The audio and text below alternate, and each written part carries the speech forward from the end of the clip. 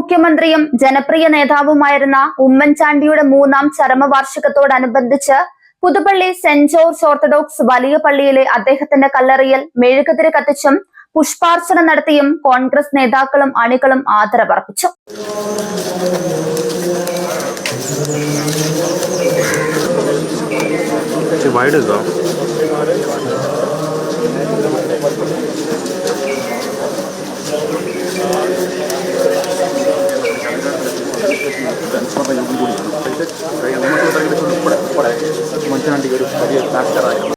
രാവിലെ തന്നെ മകൻ ചാണ്ടി ഉമ്മൻചാണ്ടി വളർത്തിക്കൊണ്ടുവന്ന യുവതലമുറയിലെ പ്രമുഖ നേതാക്കളായ Shafi Parambil MP, PC Vishnunath MLA തുടങ്ങിയവർ കല്ലറയിലെത്തി മെഴുകുതിരി കത്തിച്ച് പ്രാർത്ഥനകൾ നടത്തി.